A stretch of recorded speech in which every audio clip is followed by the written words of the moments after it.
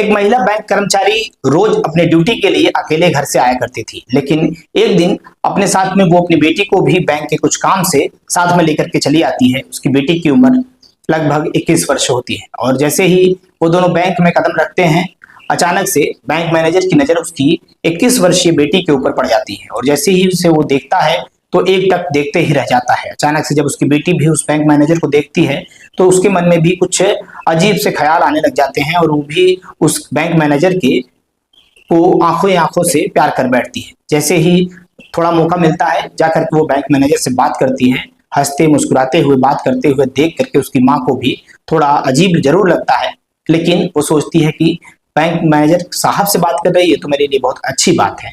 ये सोच करके वो कुछ कहती नहीं है, लेकिन बैंक मैनेजर चोरी चोरी से उस लड़की का मोबाइल नंबर ले लेता है और धीरे से वो दोनों एक दूसरे से कब टच में आ जाते हैं, कब एक दूसरे से प्यार कर बैठते हैं, उसकी माँ को भी इसकी जानकारी नहीं रहती है। और उस लड़की को ये भी नहीं पता रहता है कि बैंक मैनेजर जिससे वो प्यार कर रही है वो शादीशुदा है और 2 बच्चों का बाप भी है। और उस बैंक मैनेजर को ये भली भांति पता रहता है कि मैं जिस लड़की से प्यार कर रहा हूँ ये भी कुंवारी है और जिस लड़की की जो माँ है वो उसकी प्रेमिका है, यानी कि बैंक मैनेजर उसकी माँ से भी प्यार करता है, अवैध संबंध बना रखा है, और उसकी बेटी से भी अवैध संबंध बना रखा है। तभी अचानक से एक दिन एक रिश्ता आता है उसकी बेटी के लिए और बेटी का रिश्ता तय हो जाता है और जिससे शादी उसकी बेटी की होती है। फिर ये बैंक मैनेजर, उसकी माँ और उसकी बेटी मिलकर के उसके दूल्हे के साथ में कुछ ऐसा कर देती हैं जिसको सुनने के बाद में आपके पैरों तले जमीन खिसक जाएगी। नमस्कार, मैं श्रवण कुमार और आप देख रहे हैं स्टोरी 8 PM। दोस्तों, ये सच्ची कहानी है तेलंगाना जिला जो गुललंबा का, जहाँ पे थाना है गढ़वाल और जो जगह है वो है राजबेगी नगर, जहाँ पर 30 वर्षीय तेजेश्वर के घर पर रिश्ता लेकर के 25 वर्षीय ऐश्वर्या का परिवार पहुंचता है। और वहां पर जब बातचीत कर रहे होते हैं तभी पता चलता है कि दोनों परिवार बड़े खुश हैं, बड़े अच्छे से उनको लड़का भी पसंद है और इधर लड़की भी पसंद है। जो तेजेश्वर है वो लड़की को देखता है, वो देखते ही रह जाता है क्योंकि लड़की इतनी खूबसूरत है। ऐश्वर्या नाम भी है और खूबसूरती भी अलग ही झलक रही है।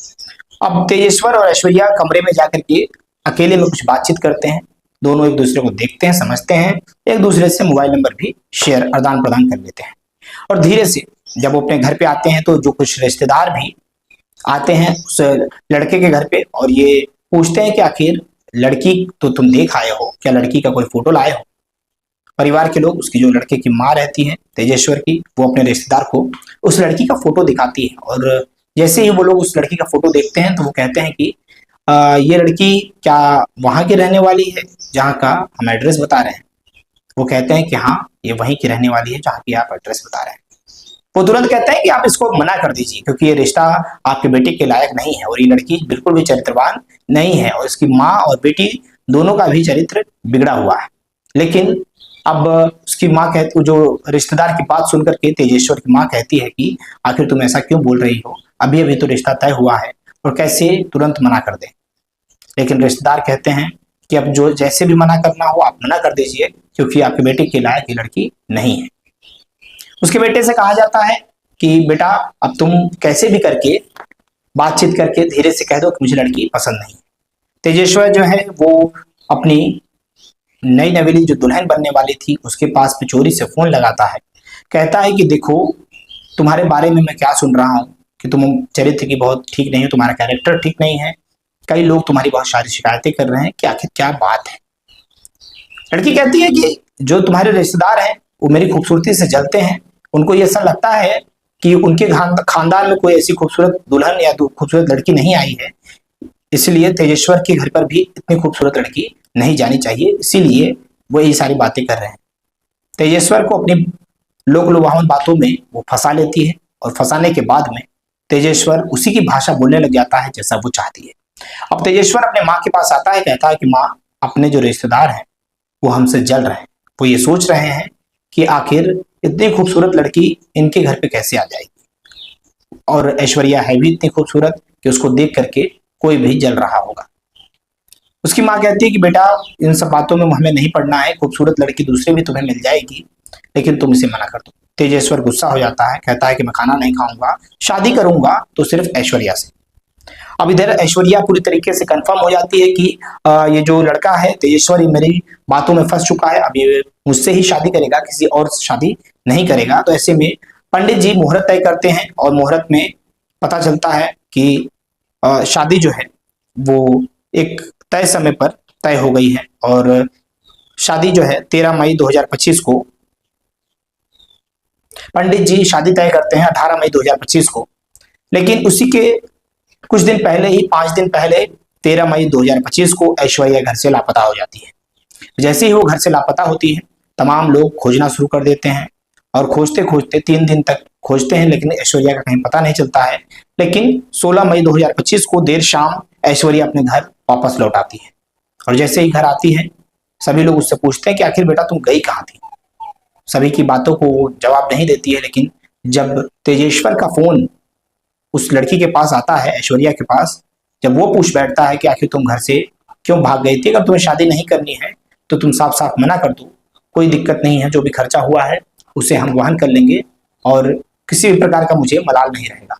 लेकिन वो लड़की कहती है कि नहीं, कोई ऐसी बात नहीं है, तुम्हारे घर वाले मुझको दहेज के लिए बार बार मेरे पिताजी को, मेरे परिवार को परेशान कर रहे थे, इसीलिए मुझे घर से भागना पड़ा। मुझे घर से मैं अपने पिताजी की परेशानी को झेल नहीं पा रही थी, इसलिए मुझे घर से दूर जाना पड़ा। अब तेजेश्वर जैसे ही इस बात को जानता है, वो अपने घर वालों के ऊपर बहुत ज्यादा गुस्सा हो जाता है, अपनी माँ के पास आता है, जोर जोर से चिल्लाने लग जाता है, कहता है कि तुम्हें दहेज की क्या जरूरत है, मैं कमा रहा हूँ, मैं तुम्हें दूंगा पैसे, मुझे उसी लड़की से शादी करनी है, मैं किसी और से शादी नहीं करूंगा, जल्द से जल्द अब जो मुहूर्त है उसी मुहूर्त पे जल्दी से शादी करवाओ। बारात तैयार होता है, तमाम ढोल बाजे के साथ में बारात लेकर के तेजेश्वर पहुंचता है। 18 मई 2025 को धूमधाम से शादी होती है। शादी होने के बाद में सभी लोग अपने अपने घर चले जाते हैं और तभी तेजेश्वर दुल्हन लेकर के घर आता है।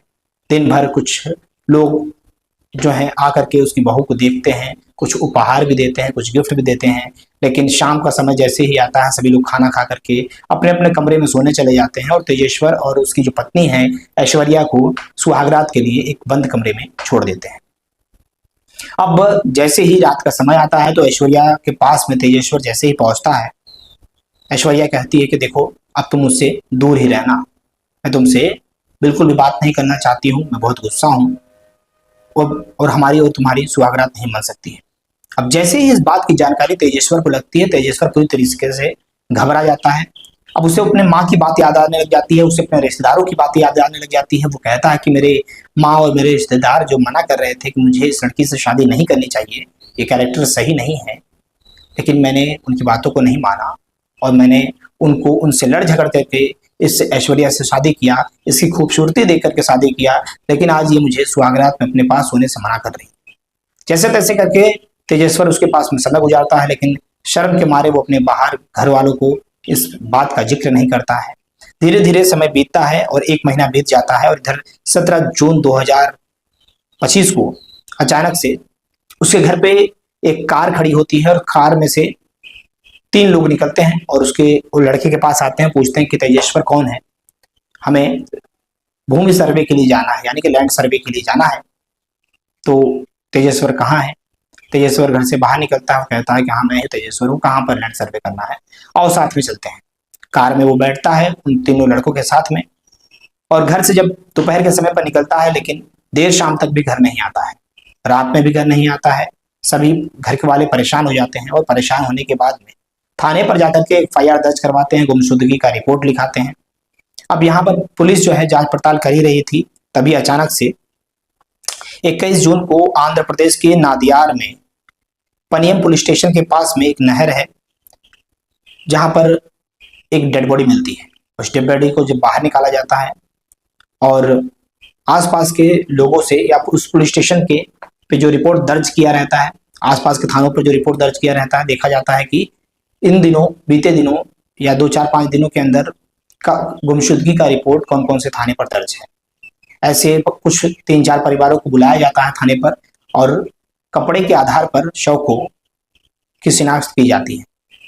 तभी इसी में से एक परिवार रहता है तेजेश्वर का, और तेजेश्वर की माँ जैसे ही कपड़ों को देखती है, वो पहचान जाती है कि ये मेरे बेटे का ही कपड़ा है। और आखिरी दिन जब वो लैंड सर्वे के नाम पर वो कार वाले उसे लेकर के जा रहे थे, तो इसी ने वही कपड़ा पहन रखा था। जैसे ही घर वालों को या पुलिस वालों को सबको जानकारी लग जाती है कि ये तेजेश्वरी है, तो घर वालों का रो रो कर बुरा हाल हो जाता है। सभी लोग सोचने पर मजबूर हो जाते हैं कि आखिर हंसते खेलते तेजेश्वर, जिसकी 1 महीने पहले ही शादी हुई थी, उसके साथ में इतना बड़ा दुर्घटना कैसे हो सकता है। अब सभी लोग तलाश कर रहे होते हैं कि अपराधी कौन है, किसने इतने बड़े हत्याकांड को अंजाम दिया। पुलिस हर एंगल पर जांच कर रही होती है, तभी अचानक से उसी रिश्तेदार में से एक रिश्तेदार बोल पड़ता है कि साहब, बीते दिनों आपने देखा होगा इंदौर की रहने वाली सोनम रघुवंशी और राजा रघुवंशी के केस में सोनम रघुवंशी ने बीते 1 हफ्ते के अंदर ही अपने पति की निर्मम तरीके से हत्या करवा दी। इसमें भी मुझे पूरा शक है कि जो इसकी पत्नी है ऐश्वर्या, उसी का ये सब किया धरा है। अब पुलिस को थोड़ा बहुत शक होता है। पुलिस सीसीटीवी कैमरे फुटेज सब कुछ खंगाल रही होती है। तभी पुलिस को ये यकीन में थोड़ा थोड़ा शक जो है यकीन में बदल रहा होता है। तभी पुलिस कहती है कि इसे पुख्ता करने के लिए उसके मोबाइल नंबर की आवश्यकता है। घर वाले उसका लड़की का मोबाइल नंबर देते हैं और उसका सीडीआर जैसे ही पुलिस वाले निकालते हैं तो पता चलता है एक नंबर है जिस पर लड़की हमेशा 5 मिनट 10 मिनट के बाद में दिन भर रात भर कई वर्षों से बात कर रही है। जैसे ही पुलिस को जानकारी लगती है तो पुलिस उस नंबर को भी ट्रेस करती है कि आखिर ये बात किससे कर रहा है। तो जब उस व्यक्ति का नंबर ट्रेस किया जाता है तो पता चलता है कि ये एक बैंक में मैनेजर है और इस बैंक मैनेजर से ही इस ऐश्वर्या का लव अफेयर चल रहा था। और उस बैंक मैनेजर का जब सीडीआर निकाला जाता है तो पता चलता है कि बैंक मैनेजर जो है वो उस जैसे ही 10 मिनट का समय जो बीतता है उस लड़की से ऐश्वर्या से बात करता है तो उसी के जस्ट बाद में सुजाता नाम की जो महिला है, जो उस ऐश्वर्या की माँ है, उससे भी उसी पर्टिकुलर समय पर बात करता है। यानी कि 10 मिनट पहले उस लड़की से बात करता है, 10 मिनट बाद में उसकी माँ से बात करता है। इसी तरीके से उसने कई वर्षों से उसकी माँ और उसकी बेटी के साथ में नाजायज संबंध वो स्थापित कर रहा था, बना रहा था। अब पुलिस को जैसे ही जानकारी लगती है पुलिस दबिश देना शुरू करती है। यहाँ तो माँ बेटी को गिरफ्तार कर लेती है, लेकिन जो बैंक मैनेजर है वो घर से फरार हो जाता है। अब पुलिस पड़ताल कर रही होती है तो पता चलता है ये जो लड़की है ये कबूलती है ऐश्वर्या, इसने 2 लाख का सुपारी दिया था नागेश, राजू और परशुराम को कि उसकी पति की हत्या करवा दे।